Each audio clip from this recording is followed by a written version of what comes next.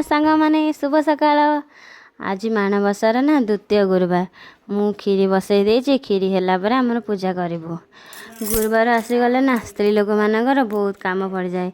Nipah पोछा धुआ धोई मासरिजा काम थाए कौन करवा।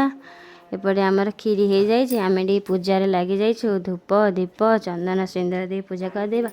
जेहेतु आज माँ का दिन दिन जा माँ का पाखे रही आम दी पड़ो।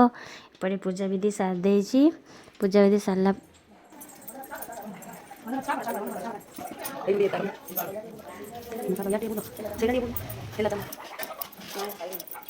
पूजा सरला आम खाइबा बसीगले। आमर भात होइछि डाली खट्टा खीरी आउ छणा भजा शाग भजा और तरकारी।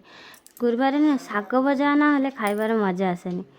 खाई सारा पर बिरी चाउल उड़ी भिजे रखी कहीं आज आमर राति ना चकुली पिठा हम।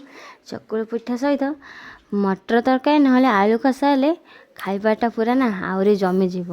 आपण मैंने कौन बन राति एपटे बिरी चाउल को भिजे रखी जो बाटी देछि आकु 2 घंटा रखीदेला ना आर पिंडीड़ा बहुत माने चकुली कला बहुत नरम बाहर बहुत भल लगे खावाई।